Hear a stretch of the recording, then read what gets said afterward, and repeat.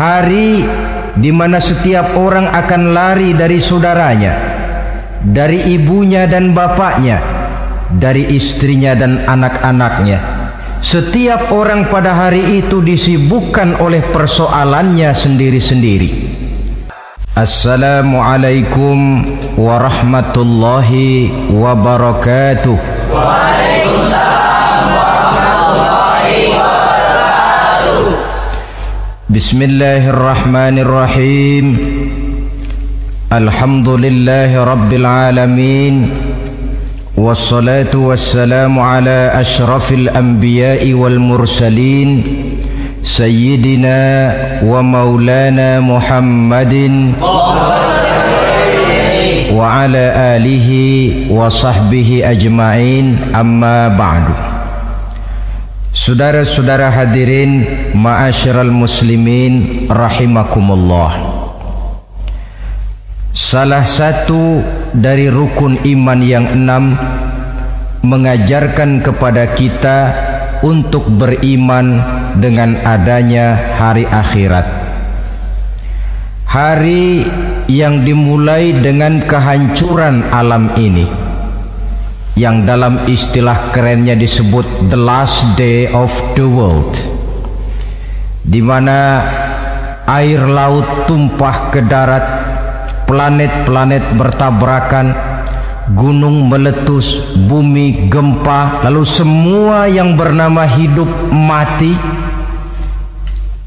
Terjadilah kebangkitan setelah mati itu dalam kehidupan yang disebut kehidupan akhirat. Pada kehidupan akhirat itu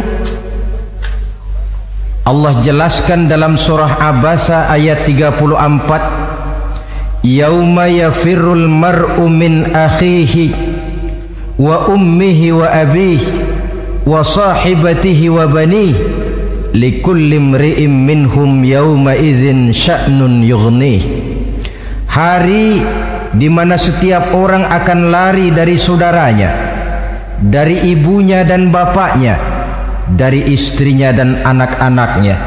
Setiap orang pada hari itu disibukkan oleh persoalannya sendiri-sendiri.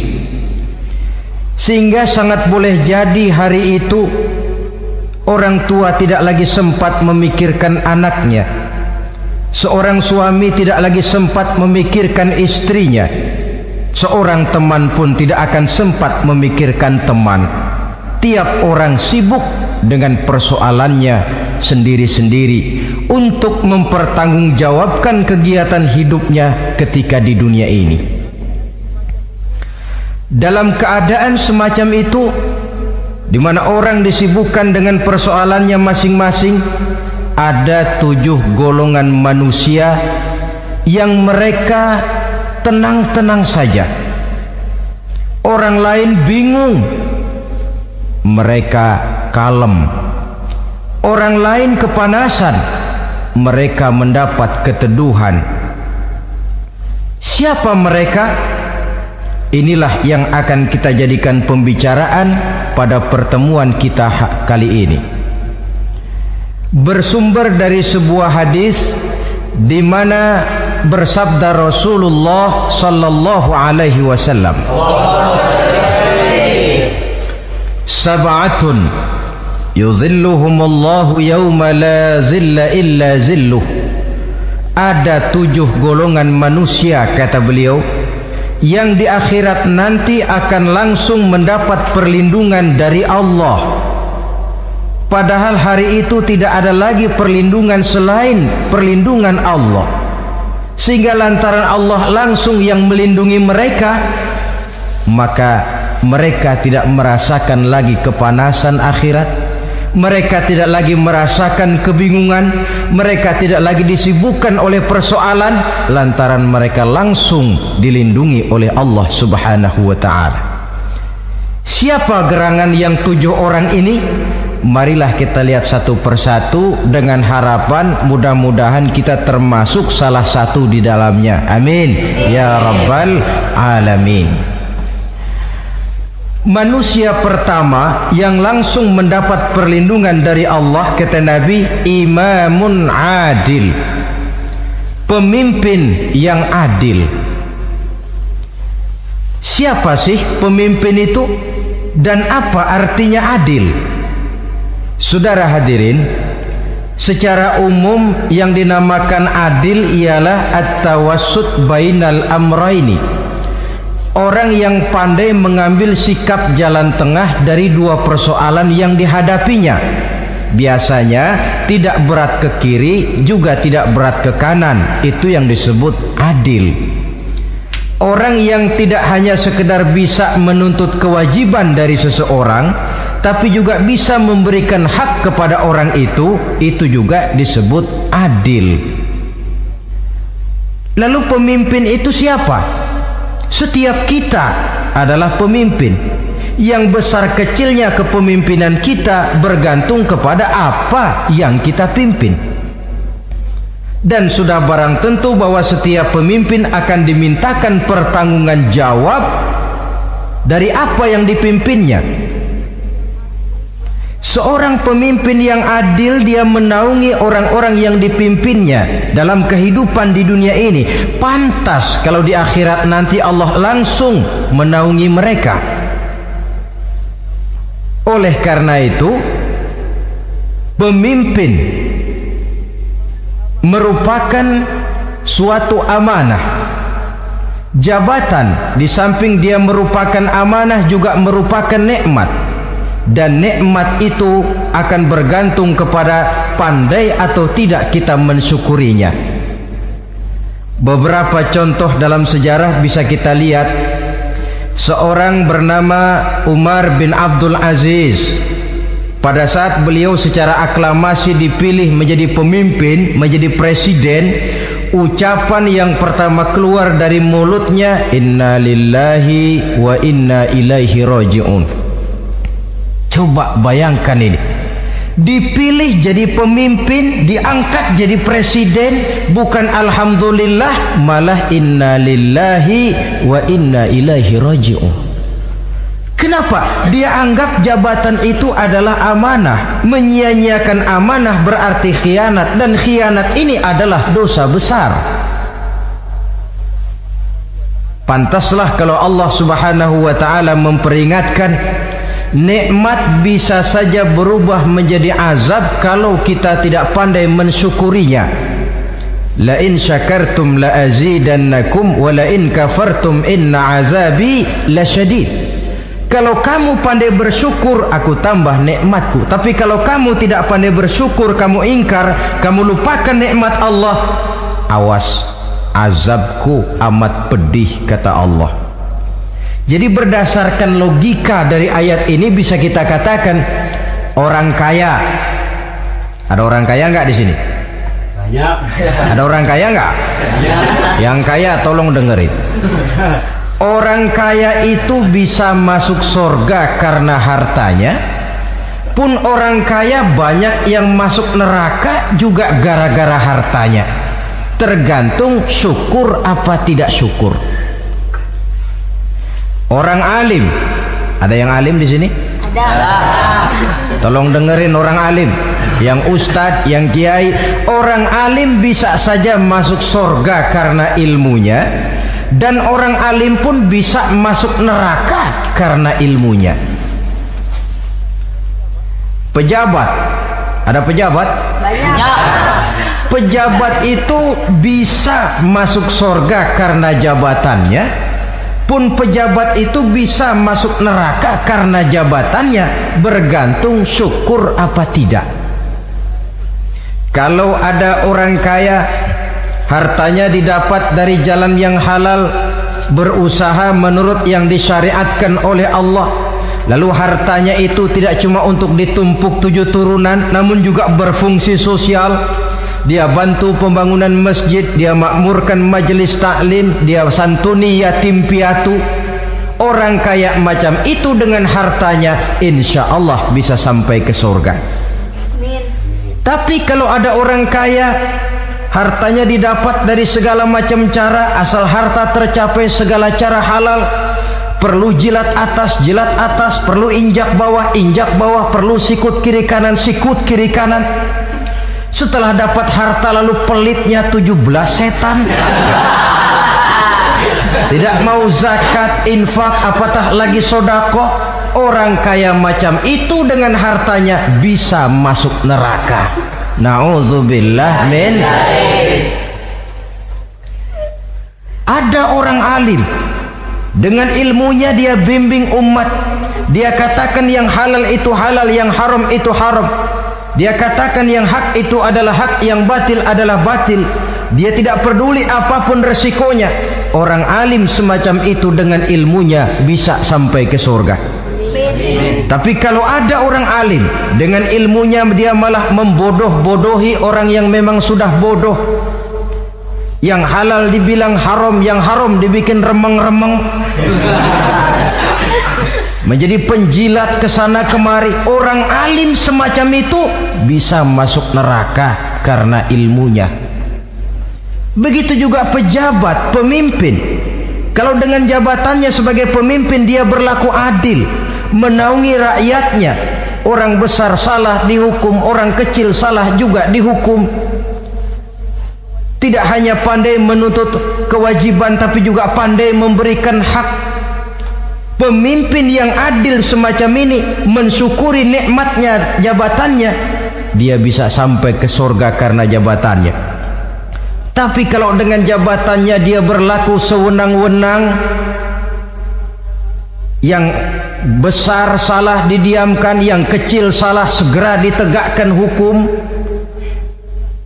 hanya pandai menuntut kewajiban dari rakyatnya tapi tidak pandai memberikan hak, maka pemimpin semacam ini lantaran tidak pandai mensyukuri nikmat, bisa saja nikmat itu berubah menjadi azab. Oleh karena itu saudara-saudara, pemimpin menaungi rakyat, pantas kalau di akhirat nanti Allah langsung menaungi beliau. Siapa pemimpin? Tiap kita. Bapak pemimpin di rumah tangganya, ibu pemimpin bagi anak-anaknya, Pak Lurah memimpin di kelurahannya, Pak Camat memimpin di kecamatannya, pemuda pemimpin bagi dirinya sendiri, akan dimintakan pertanggungjawaban jawab. Kalian para remaja yang hadir di sini memimpin dirimu sendiri.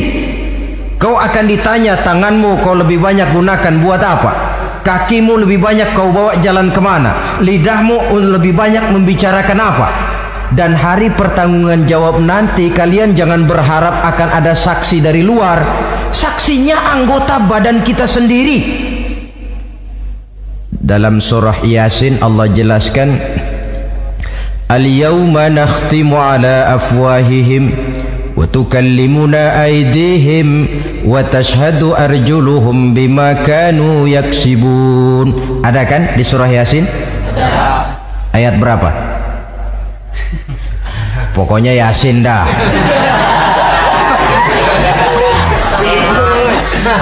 Daripada repot-repot, pokoknya Yasin gitu aja biar urusan lancar. Al-yawma nakhtimu ala afwahihim, pada hari itu kami kunci mulut mereka. Jadi tidak pandai lagi mulut ini bicara. Wa tukallimuna aydihim, tangan-tangan mereka yang akan bicara kepada kami.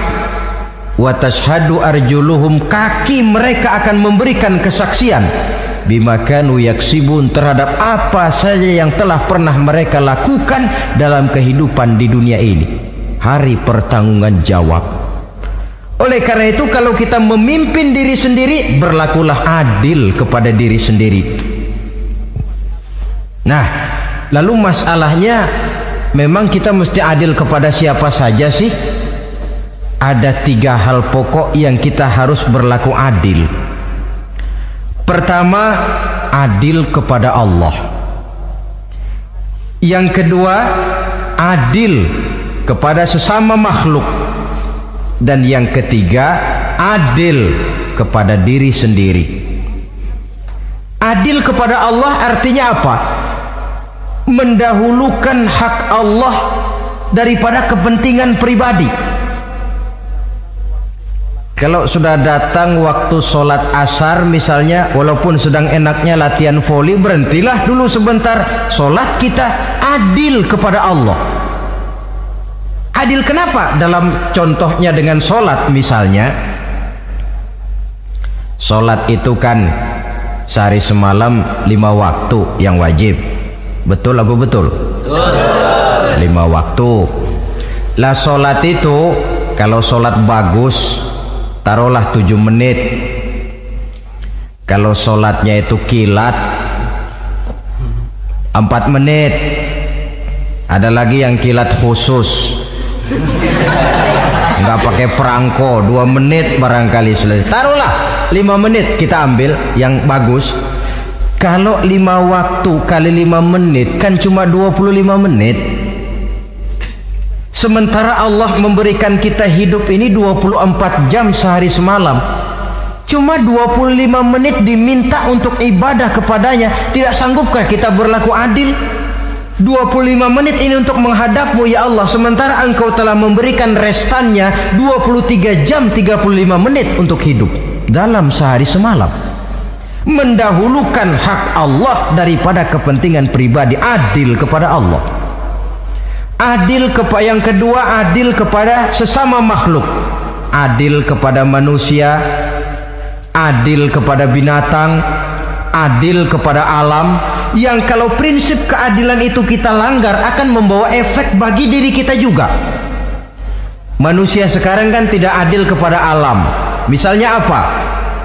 Hutan ditebangi secara liar, gunung-gunung menjadi gundul. Akibatnya ketika turun hujan terjadi erosi, banjir melanda kemana-mana, tanah longsor terjadi. Akibatnya terkena manusia juga kalau mereka sudah tidak menjaga keseimbangan alam ini. Adil kepada orang lain, apakah itu namanya tetangga, teman, keluarga. Dan yang ketiga, adil kepada diri sendiri. Bagaimana pengertiannya? Mata ini punya hak untuk tidur, begadang terus tiap malam, tidak adil kepada mata. Nah, ini yang ketawanya paling kencang pasti tukang begadang ini.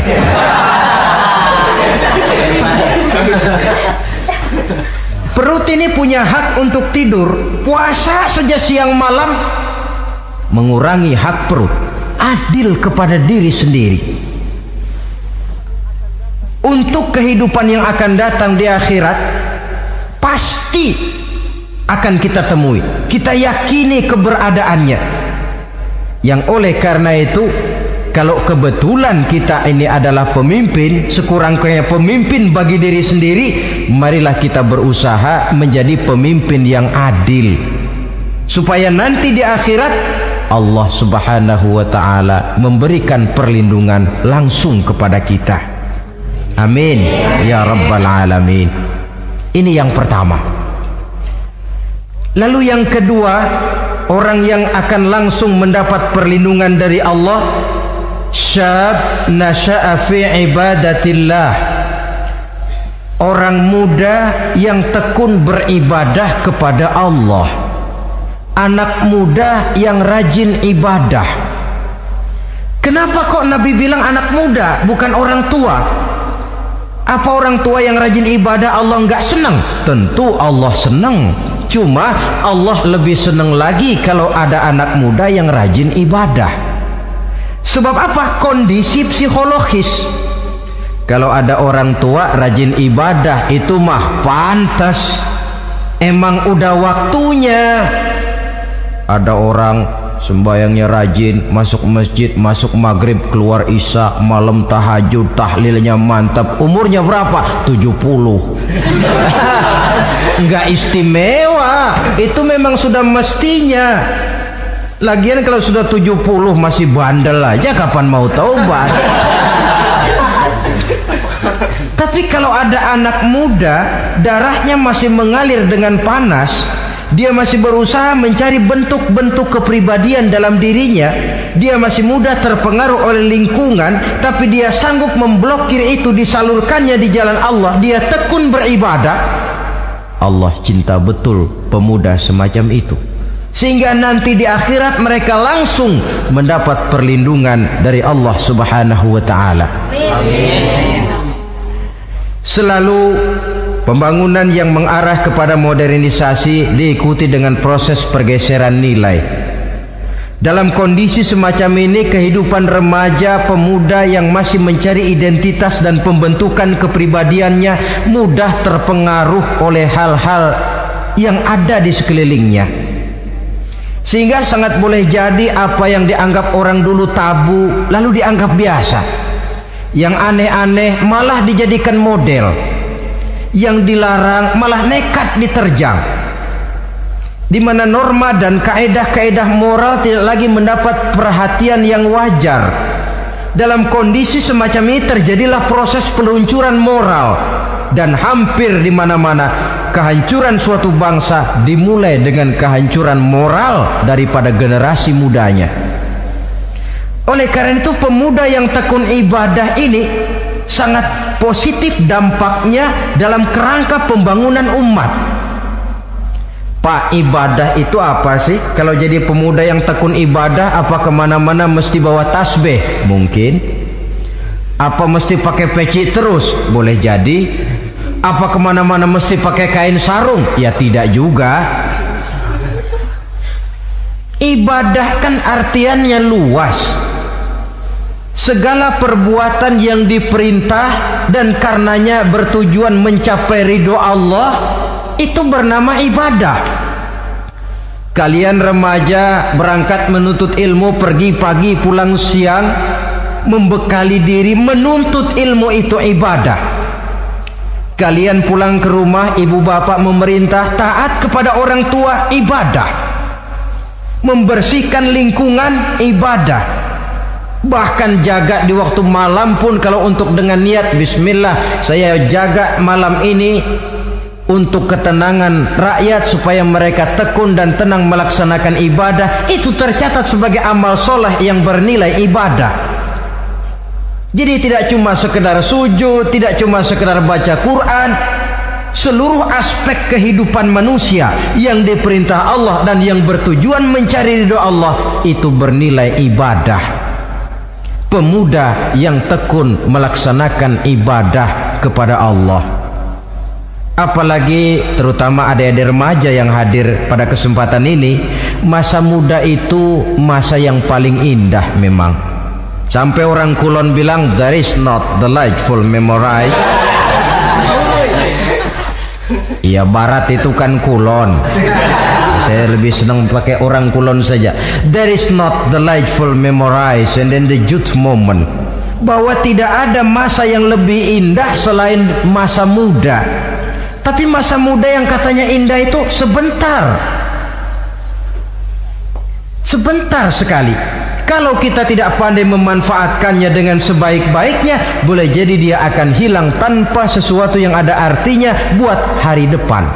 Dan hari depan itu sebagian besar ditentukan oleh masa muda sekarang ini. Karena itu kepada yang muda saya berpesan, pergunakanlah masa muda itu dalam ketekunan beribadah kepada Allah. Ibadah dalam artian yang seluas-luasnya. Jangan seperti pepatah orang itu, kelapa muda katanya kupas-kupasin, kelapa tua tinggal batoknya. Selagi muda puas-puasin, udah tua tinggal bongkoknya. Iyalah, kalau dipuas-puasin dalam arti yang positif, boleh. Mumpung masih muda, puas-puasin nuntut ilmu. Mumpung masih muda, puas-puasin ibadah. Mumpung masih muda, puas-puasin berbakti kepada kedua orang tua. Puas-puasin dalam artian yang positif tentu saja bagus. Tapi kalau puas-puasin dalam arti menghambur umur untuk sesuatu yang mubazir, bergadang di pinggir-pinggir jalan, lalu mulai berkenalan dengan morfin, narkotik, ganja, terperangkap oleh budaya-budaya modern yang menyesatkan, terpancing oleh model-model baru yang kelihatannya menarik tapi sebenarnya tidak bermanfaat, entah pada akhirnya akan mendatangkan penyesalan kepada kita saja. Coba, belakangan ini saya dengar di Jakarta akan ada suatu festival yang disebut Festival Ngeceng.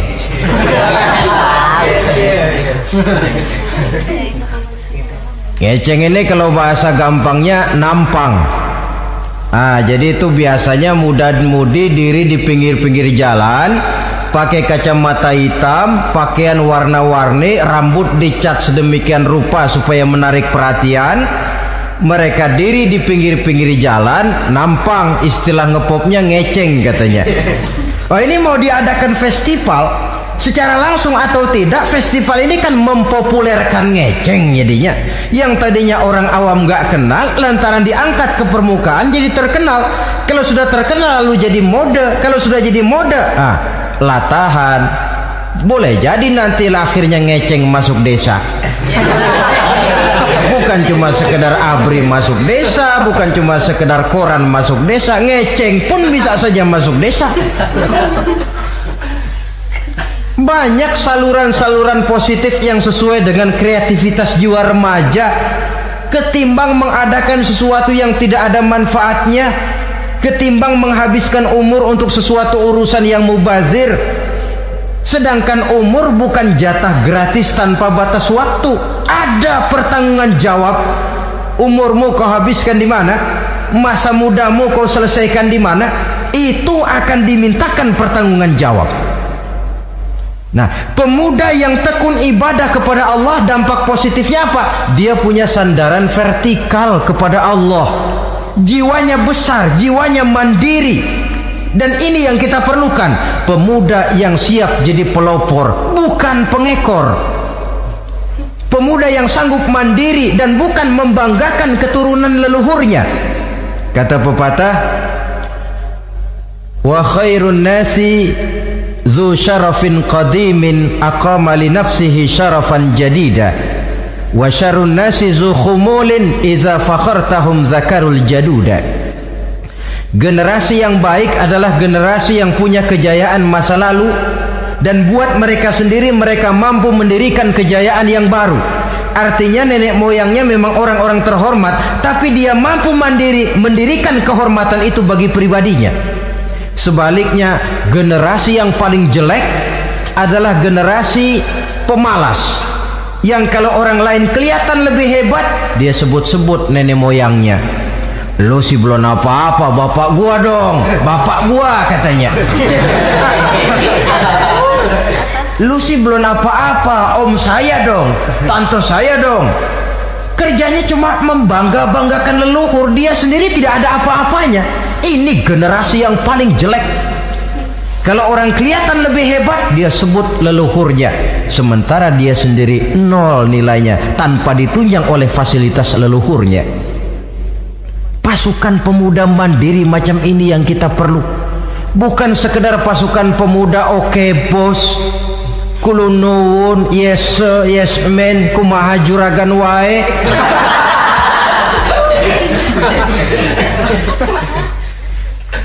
Dan terus terang kita miskin dengan pemuda yang mandiri, yang punya kepribadian, yang berani berkata ya terhadap yang benar dan berani berkata tidak terhadap yang tidak benar.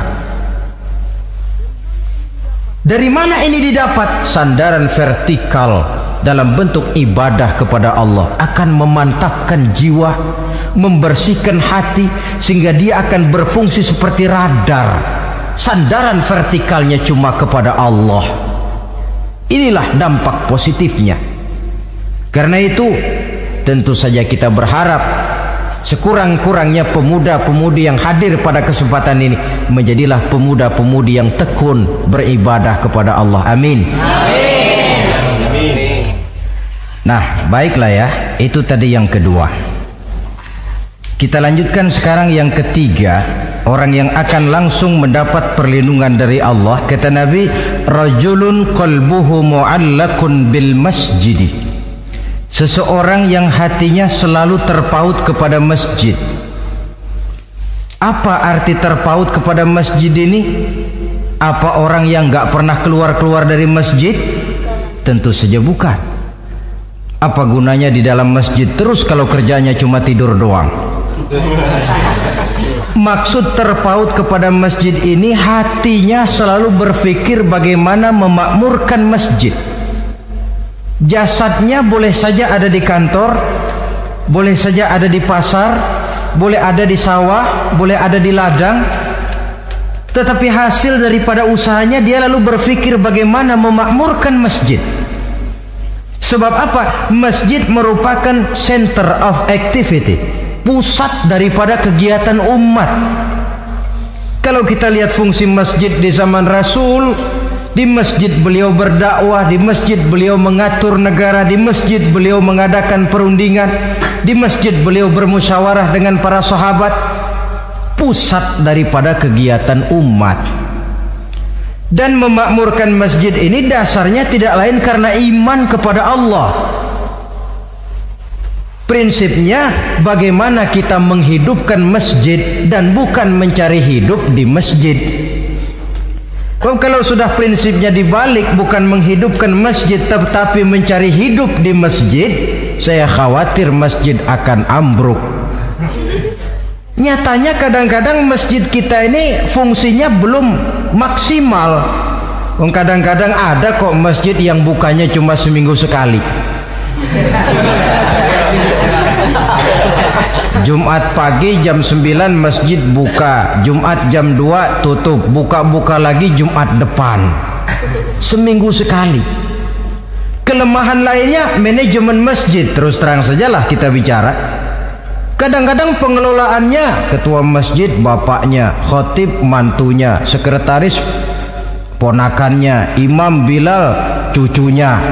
Gak ada orang lainnya. Ya kalau bagus kepengurusannya tidak apalah.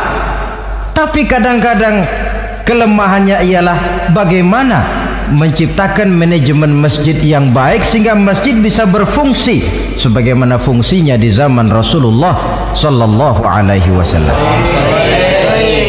Apalagi belakangan ini ada kecenderungan yang membuat kita optimis, gembira. Remaja, pemuda, pemudi mulai gemar datang ke masjid, berkumpul membentuk remaja masjid, remaja musola, mengadakan kegiatan majelis taklim yang mingguan, yang bulanan, aksi sosial yang semuanya bermuara dari kehidupan masjid. Sesuatu yang menggembirakan. Dan sudah sepatutnya para pengelola masjid membuka pintu untuk bisa mengatur masjid menurut manajemen yang diharapkan oleh umat. Karena bagaimanapun di masjid dua jalur komunikasi, bahasa kerennya two-way traffic communication, itu bisa kita laksanakan, yaitu hablum minallah wa hablum minan nas. Berhubungan kepada Allah dan berhubungan kepada sesama manusia bisa terlaksana di masjid. Berhubungan dengan Allah jelas saja lewat sholat misalnya. Berhubungan dengan sesama manusia jelas saja lewat musyawarah, lewat majelis taklim, lewat kegiatan-kegiatan yang mensyiarkan agama. Dan begitu selanjutnya. Saudara hadirin yang saya hormati, memakmurkan masjid sebagai rumah Allah. Sebab dalam hadis kursi Allah katakan, inna buyuti fil ardi al masajid wa inna zuwari fiha ummaruha. Rumahku di permukaan bumi adalah masjid-masjid, kata Allah. Dan orang-orang yang memakmurkan masjid, orang yang datang ke masjid adalah tetamuku. Kalau Allah memerintahkan kita menghormati tamu, tentu Allah lebih tahu bagaimana menghormati tamunya sendiri. Allah mengajarkan kita, hormatilah tamumu. Sekarang kita yang menjadi tamunya Allah dengan datang ke masjid, dengan memakmurkan masjid, Allah lebih tahu menghormati tamunya. Ini yang ketiga. Yang keempat, hadirin, orang yang langsung mendapat perlindungan dari Allah itu rajulani tahabba fillahi ijtama'a alaihi wa tafarraqa alaihi. Dua orang yang menjalin persaudaraan, yang bertemu dan berpisah karena Allah, bersaudara karena Allah. Bukan karena orang punya pangkat tinggi lalu kita temani, bukan karena orang kaya lalu kita dekati, tetapi karena Allah. Kau di jalan Allah, mari kau saudara saya. Kau keluar dari jalan Allah, maaf sajalah, bawalah dirimu sendiri, saya akan membawa diri saya. Lebih baik sendiri daripada berteman jahat. Berdua memang lebih baik daripada sendiri, tapi sendiri lebih baik daripada berteman jahat.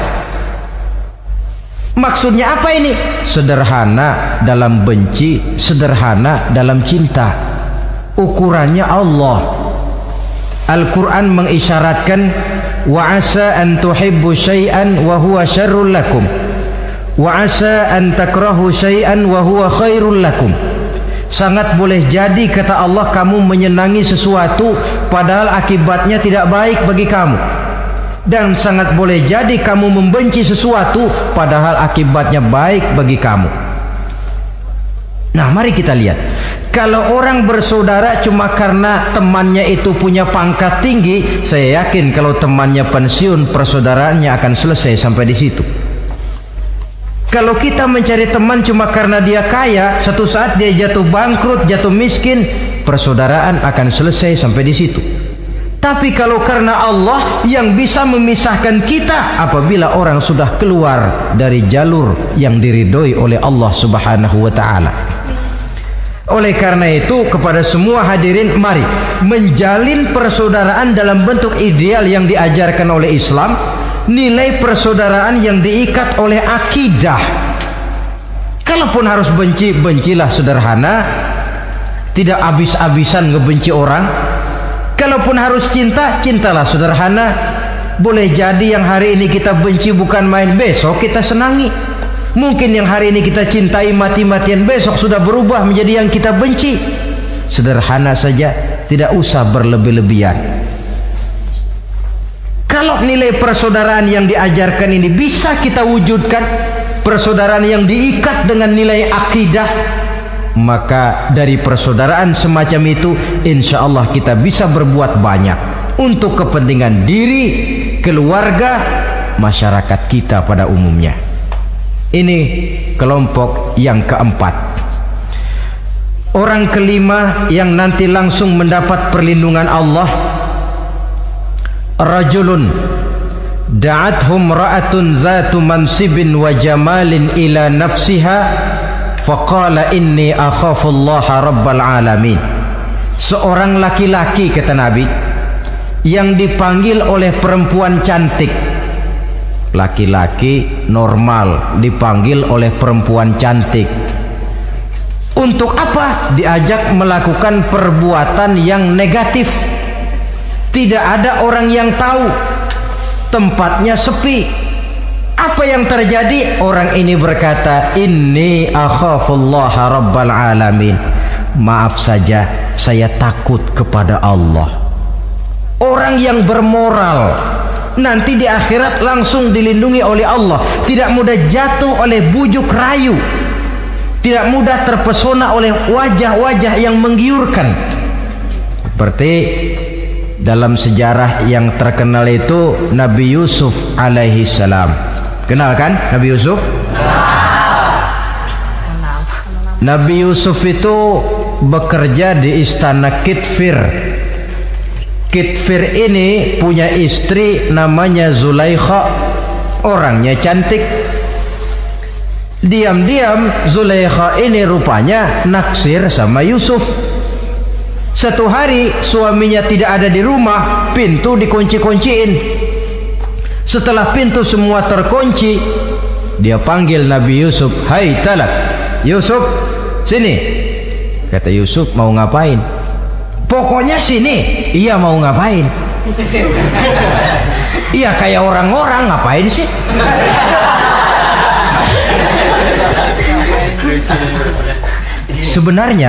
Sebenarnya ini Zulaikha senang kepada Yusuf, Yusuf pun demikian. Walaqad hammat bihi wa hamma biha. Zulaikha menyenangi Yusuf, Yusuf pun menyenangi Zulaikha. Tapi apa? Walaula an ra'a burhana rabbih. Andai kata Yusuf tidak melihat peringatan Tuhannya, letter S. Yusuf, ini bukan pekarangan ente, dilarang parkir di sini. Sehingga walaupun tidak ada yang tahu, tidak ada yang melihat, Nabi Yusuf selamat dari bujuk rayu Zulaikha, mempertahankan nilai-nilai moral, di tengah kemajuan zaman memang merupakan pekerjaan yang tidak ringan, merupakan pekerjaan yang sangat berat.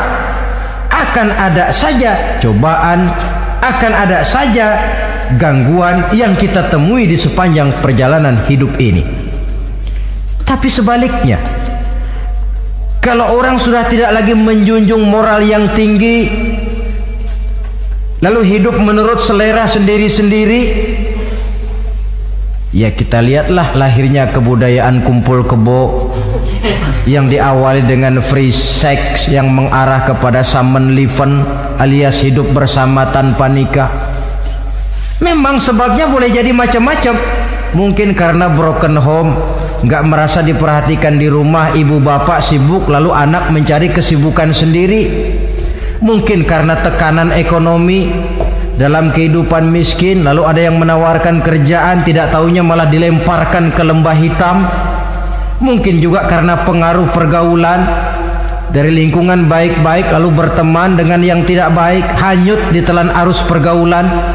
Mungkin juga pengaruh kebudayaan yang dia tonton, buku yang dia baca, film yang dia lihat, ikut mewarnai dan membentuk kepribadiannya.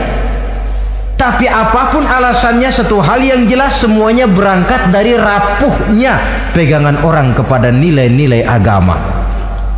Sebab sumber nilai moral yang tertinggi tidak lain agama adanya. Intinya apa? Intinya tidak lain, orang yang beragama itu meyakini bahwa kemanapun dia pergi, dimanapun dia berada, Allah selalu melihat yang dia lakukan. An ta'budallaha ka'annaka tarahu fa illam takun tarahu fa innahu yaraka. Begitu yang kita pelajari dalam ihsan. Engkau beribadah kepada Allah seolah-olah kau lihat Allah. Kalaupun Allah tidak kau lihat, yakinlah Allah melihatmu. Jadi kalau saya sendiri, yang kedua itu Allah. Dibujuk rayu oleh cewek cakep, ayo dah bang, gak ada orang, kita cuman berdua. Dia bilang enggak, kita enggak berdua, bertiga. Berdua bang, bertiga. Yang ketiga siapa? Lu, gue, Allah, tiga.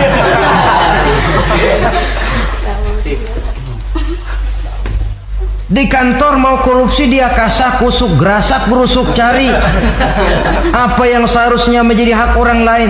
Tidak ada yang lihat, tapi dia tidak sendiri. Saya berdua. Yang kedua, Allah. Merasakan kehadiran Allah dekat dalam hidup. Nilai moral semacam ini menyelamatkan masyarakat. Pantas kalau orang semacam ini di akhirat nanti langsung mendapat perlindungan dari Allah Subhanahu wa ta'ala. Karena itu terutama adik-adik remaja yang hadir,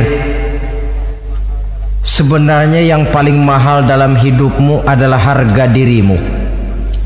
Kalau itu sudah terjual dan tergadai, apalagi yang bisa kau banggakan dalam hidup ini? Titel yang berenteng barangkali, harta yang banyak, mobil yang serba berkilat barangkali. Tidak akan banyak manfaatnya kalau sudah dimulai dengan kehancuran daripada harga diri. Tidak ada yang lebih mahal daripada harga diri. Jagalah itu baik-baik. Pelihara nilai-nilai moral. Makin pandai kau jaga diri, insya Allah makin mahal hargamu. Dalam pandangan manusia, lebih-lebih juga dalam pandangan Allah.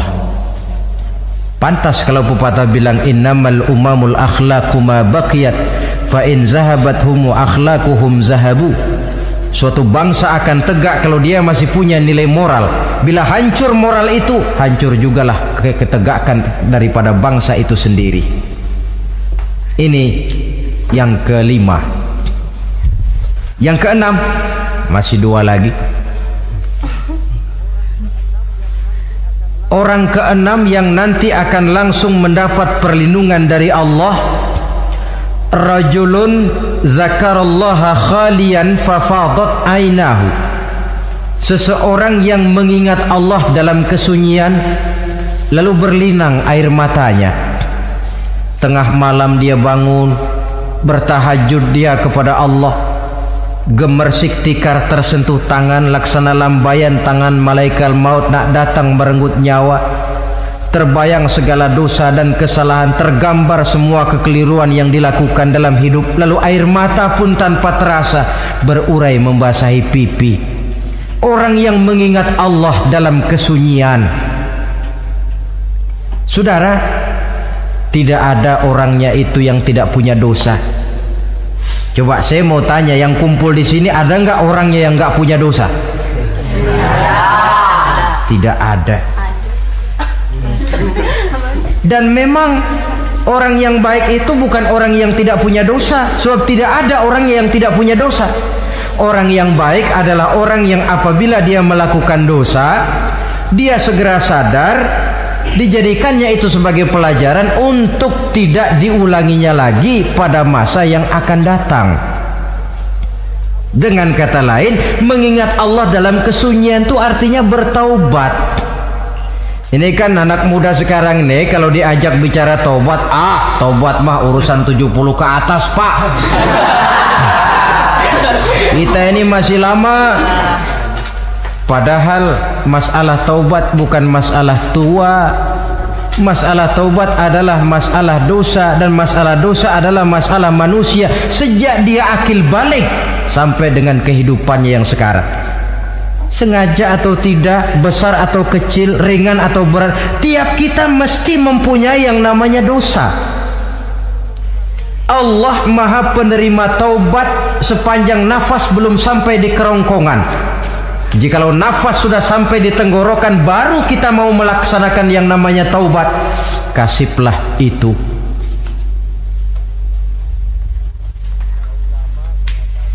Para ulama mengatakan, la saghair ma'al istimrar wala kabair ma'al istighfar. Tidak ada dosa kecil kalau ditumpuk terus, dan tidak ada dosa besar kalau diikuti dengan istighfar, permohonan ampun kepada Allah. Jadi jangan menganggap ini dosa kecil, ini dosa kecil, ditumpuk-tumpuk lah jadi gede juga. Tidak ada dosa yang kecil kalau dikerjakan terus-menerus, dan tidak ada dosa yang besar kalau diiringi dengan istighfar. Dalam kehidupan ini, apabila dosa sudah bertumpuk, maksiat merajalela, munkarat menjadi jadi, Allah tidak akan segan-segan menurunkan azab. Azabnya itu bisa dalam bentuk bencana alam, banjir namanya, kebakaran merajalela namanya, gempa bumi namanya, bendungan pecah namanya, reaktor atom bocor namanya. Namanya boleh jadi macam-macam. Sebab apa? Al-Quran memberikan jaminan, wa ma kana Allahu liyu'adzibahum wa hum yastaghfirun. Allah tidak akan menurunkan azab selama di tengah masyarakat manusia masih banyak orang yang istighfar kepada Allah.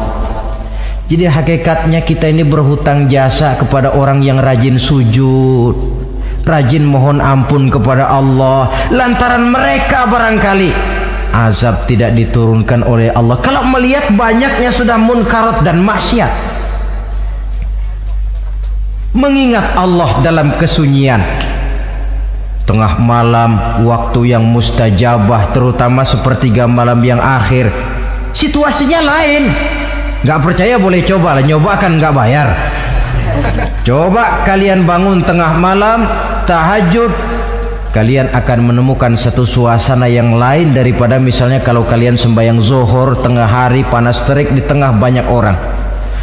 Hati bergetar, segala kekeliruan yang pernah kita kerjakan lalu terbayang, dan air mata tanpa terasa, tanpa diundang bahkan berurai membasahi pipi. Ya Allah, alangkah nikmatnya suasana macam itu, menciptakan perasaan dekat dengan Allah, terwujud kedamaian batin. Dan ini yang banyak dicari orang sekarang, yang kadang-kadang karena terlalu ingin mencari kedamaian lalu keliru jalan. Yang bertapa di goa-goa katanya nyepi dari kehidupan manusia, memencilkan diri dengan cara-cara yang mereka atur sendiri. Tidak macam itu. Quran punya resep. Ala inna bi dzikrillahi tatmainnul qulub. Ketahuilah, dengan banyak mengingat Allah, hati menjadi tenang, jiwa menjadi lapang, pikiran menjadi damai. Ini resep Islam untuk mencapai ketenangan jiwa, mengingat Allah dalam kesunyian. Saudara hadirin yang saya hormati, ini aspek daripada ibadah. Jadi dengan kata lain, masalah mengingat Allah dalam kesunyian, mengingat dosa bukan urusan orang tua, tapi masalah manusia. Siapapun adanya, sejak dia akil balik, mesti entah kecil besar, entah sedikit entah banyak, ada kesalahan yang dilakukannya. Karena itu, kalau kita masih diberikan kesempatan untuk hidup, artinya Allah masih memberikan kesempatan kepada kita untuk memperbaiki diri. Nanti kalau sudah sangkakala ditiup, alam hancur seperti yang saya jelaskan di awal tadi, sudah tidak sempat lagi, yang tinggal menyesal. Ada yang meratap lalu berkata, ya laitani kuntu turaba. Dalam Quran, aduh andai kata kita bisa balik jadi tanah aja dah dulunya, jangan jadi orang. Kalau dulu kita tetap jadi tanah mah nggak tanggung jawab apa-apa. Dijadiin orang sekarang mesti tanggung jawab. Bagaimana ini? Bingung. Ada yang berkata, ma aghna anni maliyah halka anni sultaniyah. Ternyata harta yang saya bangga-banggakan tidak bawa manfaat hari ini. Ternyata jabatan yang pernah saya duduki malah merusak saya hari ini. Tinggal lagi penyesalan karena kelalaian memanfaatkan waktu hidup dalam kehidupan di dunia ini. Karena itu pandai-pandailah membagi orientasi. Ada saatnya kita sibuk tenggelam dalam berbagai urusan dunia, lain saat tenggelam dalam kefanaan dan kesunyian, membekali diri untuk kehidupan akhirat nanti. Sebentar meninggalkan dunia, rekes kepada Allah, mi'raj, naik menghadap Allah, supaya terwujud keseimbangan untuk mencapai fid dunya hasanah wa fil akhirati hasanah, kebahagiaan dan kebaikan di dunia maupun di akhirat nanti. Inilah golongan yang keenam, orang yang langsung mendapat perlindungan Allah, yang mengingat Allah dalam kesunyian. Yang ketujuh, yang terakhir, orang yang langsung mendapat perlindungan dari Allah di akhirat nanti, rajulun tasaddaqa bi sadaqatin fa akhfaha hatta la ta'lama shimaluhu ma tunfiqu yaminuhu. Seseorang yang bersodakoh, lalu dia ikhlas dengan sodakohnya sehingga tangan kirinya tidak tahu apa yang diberikan oleh tangan kanannya. Orang yang pemurah, orang yang menyadari bahwa apapun yang dia punya dalam hidup ini cuma sekedar titipan. Fungsinya lalu seperti keran, menyimpan air tapi untuk disalurkan lagi kepada orang yang memang memerlukannya. Alangkah nikmatnya kalau Allah memberikan kepercayaan kepada kita untuk menjadi penyalur, distributor rezeki. Kalau kita ingat kemari, berpikir ke sini, kita tidak akan sayang lagi. Enak saja yang peras keringat banting tulang cari rezeki saya, sampean datang-datang mau minta. Lah, mungkin rezeki dia tapi lewat tangan kita. Satu kehormatan dari Allah kalau kita dijadikan seperti keran, menyimpan air tapi tidak untuk dirinya sendiri, disalurkannya kepada orang-orang yang memang memerlukannya. Tidak ada orang jatuh bangkrut lantaran bersikap pemurah, dan tidak ada orang jadi kaya raya lantaran dia bakhil atau pelit bin kikir alias medit.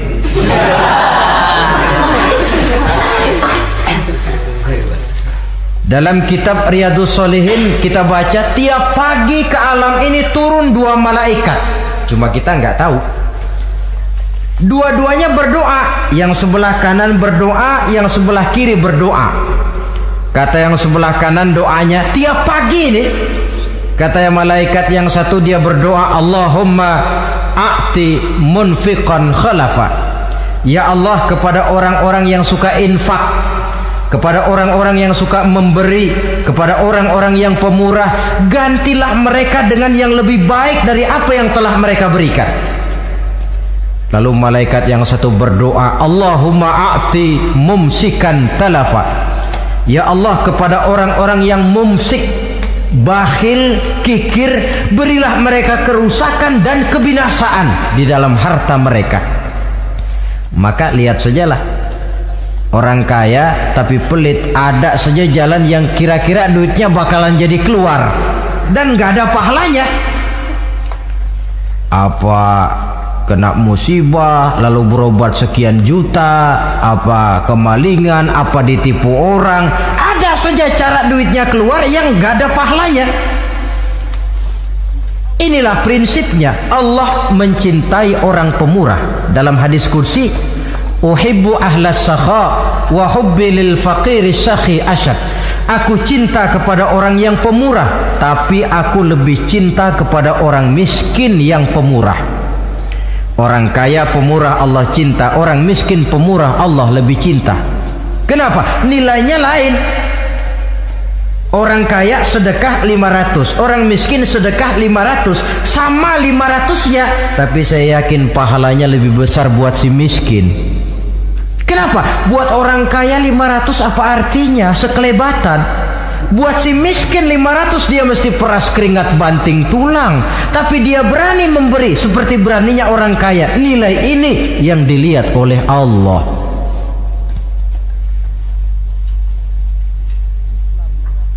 Islam mengakui hak milik pribadi, tapi harus berfungsi sosial. Di dalam harta yang kita miliki itu ada haknya masjid, ada haknya yatim, ada haknya madrasah. Dan Allah Subhanahu wa ta'ala bisa, saya katakan di awal tadi, merubah nikmat menjadi azab kalau kita tidak pandai mensyukurinya. Bersyukur kalau diberikan harta artinya mempergunakan harta itu sesuai dengan kehendak yang memberinya. Allah memberikan harta kepada kita. Apa yang Allah kehendaki? Supaya harta itu berfungsi sosial. Milik pribadi silahkan, tapi berfungsi sosial dalam kehidupan. Kita terus terang saja, umat Islam ini bukan tidak punya potensi, tapi tidak pandai menginventarisir potensi. Apa tidak ada orang Islam yang kaya? Banyak. Yang belum banyak yang mau berbuat atas nama dan untuk kepentingan agamanya. Kalau buat pribadinya berani bukan main. Itulah yang sering diungkapkan orang, pembangunan pesantren terlunta, ya, asrama yatim piatu tidak terurus. Ada orang membangun masjid, meletakkan batu pertama sekaligus jadi batu terakhir.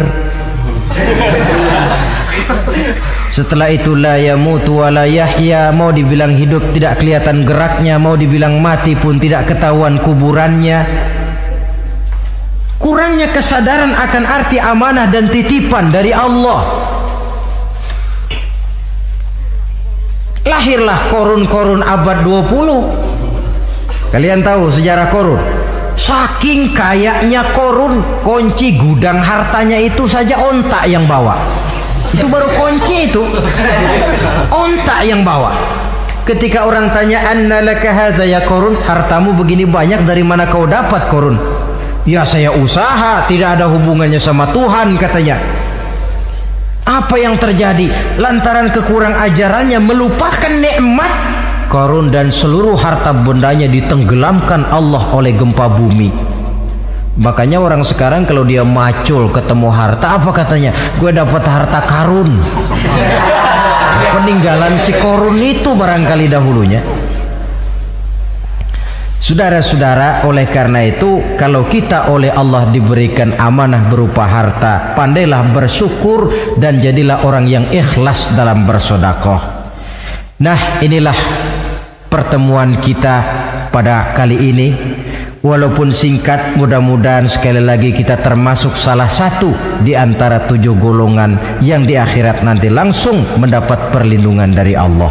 Amin. Terima kasih banyak atas segala perhatian. Mohon maaf atas segala kekurangan. Usikum wa nafsi bitaqwallah. Wassalamualaikum warahmatullahi wabarakatuh. Waalaikumsalam warahmatullahi wabarakatuh.